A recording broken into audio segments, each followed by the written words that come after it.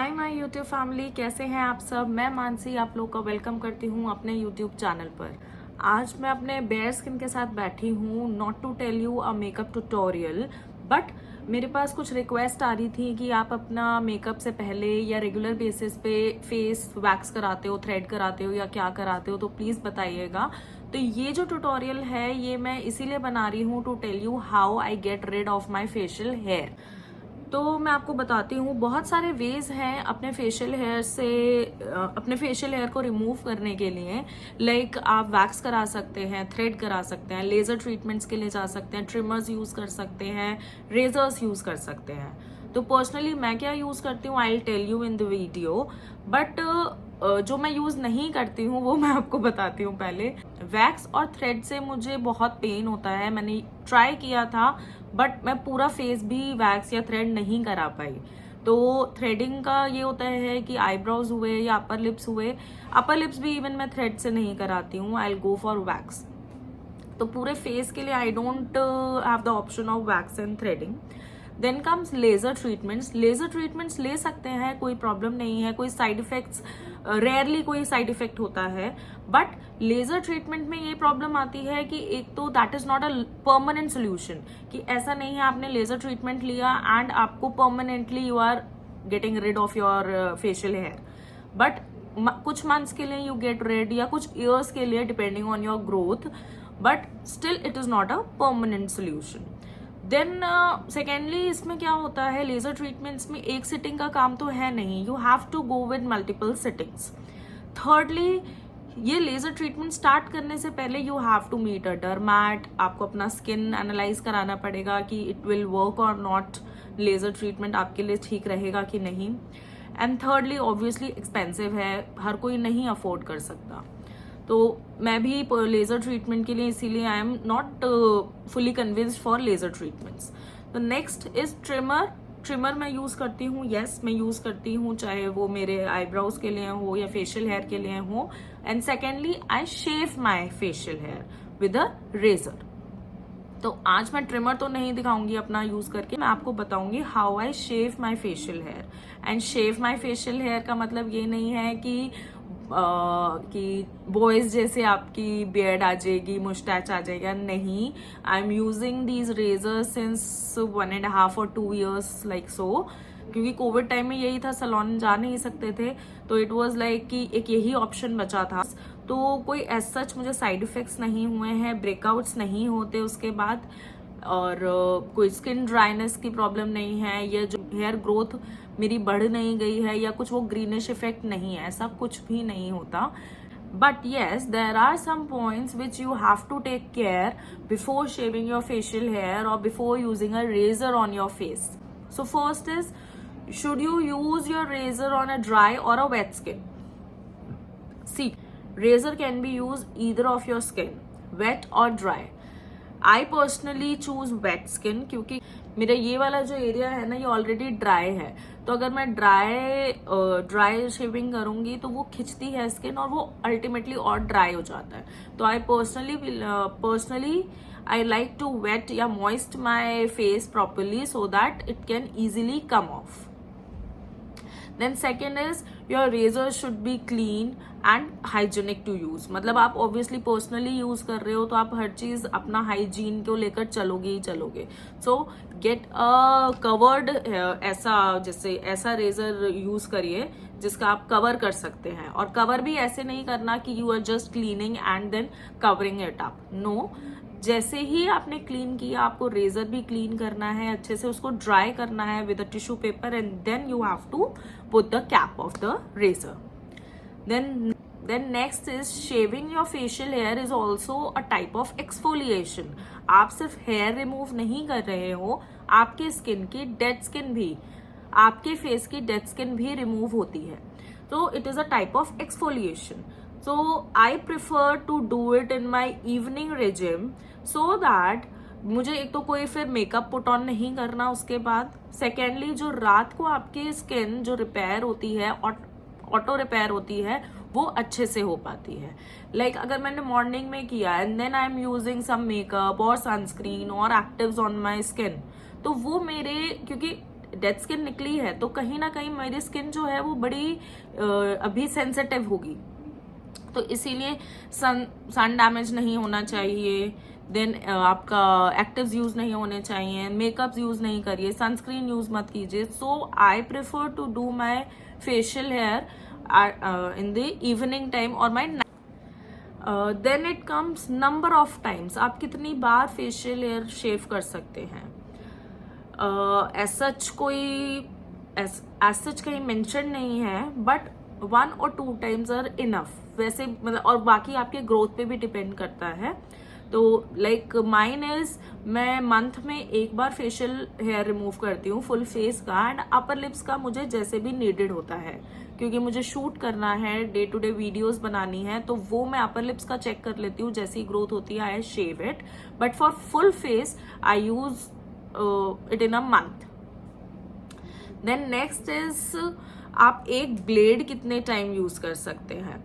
Like सी, मैंने आपको दिखाने के लिए ही मैंने अपना ये पुराना रेजर रखा हुआ है. लाइक आप इसमें देख सकते होंगे कि ये ना थोड़ा सा यहाँ पे आपको दिख रहा होगा, थोड़ा ब्लैक हो गया है, राइट.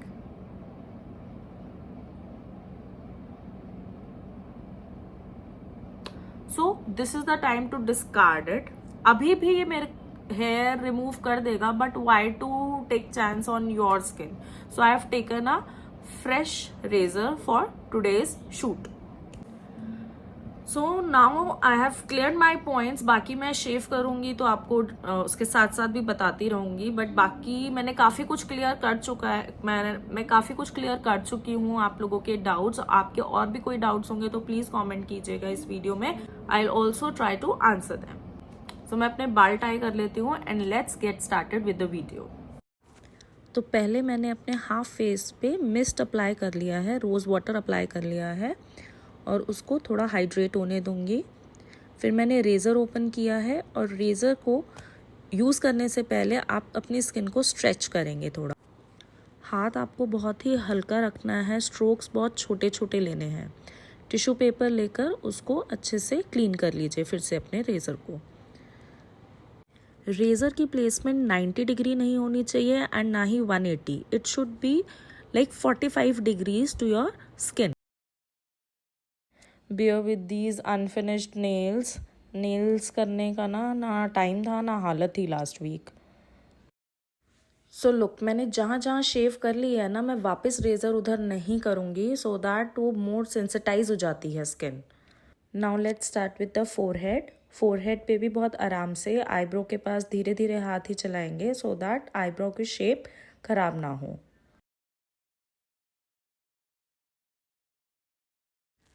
एंड इस प्रोसेस में आपको जब भी लगता है कि आपको स्किन को हाइड्रेट करना है या ड्राई हो रही है skin, please hydrate it again and again.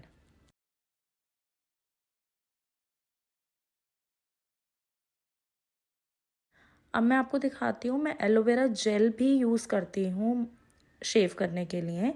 So aloe vera gel लिया, उसको अच्छे से अप्लाई कर दिया जिस भी पर्टिकुलर एरिया में आपको उस टाइम पे रेज़र यूज़ करना है. अब अपर लिप्स पे कैसे करना है, टंग अंदर से ही रखनी है लिप्स के अंदर और स्ट्रेच करनी है अपने स्किन, और बहुत ही हल्के हाथ से अपने अपर लिप के हेयर स्ट्रैंड रिमूव करेंगे. अब चिन के लिए भी अपने लोअर लिप को थोड़ा प्रेस कर लेंगे अपने अपर लिप्स से, और उससे हमारी स्किन स्ट्रेच हो जाएगी अच्छे से. और फिर हैंड से या फिंगर से अपने चिन को थोड़ा सा स्ट्रेच करके अपने नेक एरिया को क्लीन कर लेंगे. Now I have removed my all facial hair और स्किन बहुत ही सॉफ्ट लग रही है. और इस स्किन को सॉफ्ट और सपल रहने के लिए ही पहले क्या करेंगे, क्लीन कर लेंगे अपना एक बार फेस. सो मैं टोनर से ही अपने पूरे फेस को रब कर रही हूँ. बहुत ही जेंटली अपना अब हैंड यूज़ करना है कुछ टाइम, क्योंकि आपकी स्किन को ज़रा भी अब इरिटेशन नहीं होनी चाहिए. So now my skin is clean. Now I moisturize it, but मैं ना अभी एक नॉर्मल मॉइस्चराइज़र यूज़ नहीं कर रही हूँ. मैं डेली बेसिस पे भी I am using a hair retardant cream. So what I'm going to do, I'm taking this cream and using on the area जहाँ मुझे अपना हेयर ग्रोथ कम करना है. And I am not joking, ये hair retardant cream is really working. Now what you have to do is you have to take this cream on daily basis, take twice a day, and apply it on the area where you want your hair to grow, your hair growth to stop, and it really works on it. हाँ, अभी तक मेरे hair growth stop नहीं हुआ है, but yes मेरे hair growth का ना जो टेक्सचर है, लाइक मैं पहले जब शेव करती थी और ये जो मेरे चिन एरिया पे ना एक जो भी 2-3 बाल निकलते थे ना, वो बड़े हार्ड ग्रोथ के होते थे, तो वो मुझे फील होते थे, बट अब वो फील नहीं होते. मीन्स हेयर ग्रोथ है पर वो हार्डनेस नहीं है. So I am using this cream. ये आप कहीं भी बॉडी पार्ट पे यूज कर सकते हैं जहां भी आपको अपना हेयर ग्रोथ का रिडक्शन चाहिए. And it is hydrating also. So viewers, if you found this video really helpful, informative और आपको टिप समझ आई हो फेशियल हेयर रिमूव करने की, तो please like, share and subscribe my channel. So that's it. ये प्रोसेस था मेरा फेशियल हेयर रिमूव करने का ऑन एवरी मंथ बेसिस.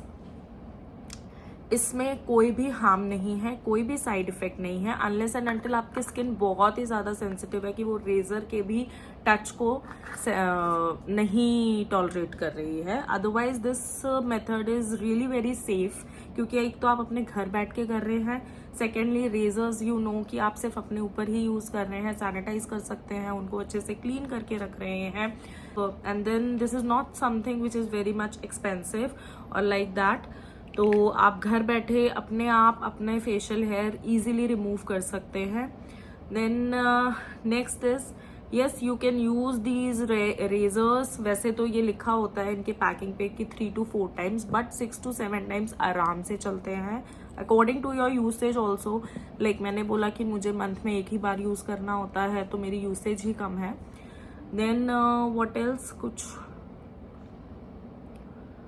इसके बाद आपके ग्रोथ, हेयर ग्रोथ हार्ड नहीं होगी. अगर आप ये रिटार्डेंट क्रीम लगाते हैं तो भी नहीं होगी, नहीं लगाते हैं तो भी ग्रोथ हार्ड नहीं होगी. यहाँ की ग्रोथ मेरी ऑलरेडी हार्ड थी, चाहे मैं उसको वैक्स कराऊं या कुछ भी कराऊं, ना भी कराऊं, कुछ प्लक करके निकालूं, तो भी जो हेयर ग्रोथ होती थी, रीग्रोथ होती थी, वो हार्ड होती थी. बट यस अब वो चीज़ नहीं है. देन लेजर है वो आपके ऊपर की लेयर को हटा रहा है, रूट्स या कुछ आपके रूट्स तक नहीं पहुंच रहा है. तो इसीलिए आपके जो ग्रोथ, रीग्रोथ का जो टेक्सचर है या जो टाइम फ्रीक्वेंसी है, उस पर कोई इम्पैक्ट नहीं पड़ता इन रेजर्स के यूज से. So this is safe and a hygienic process to get rid of your facial hair.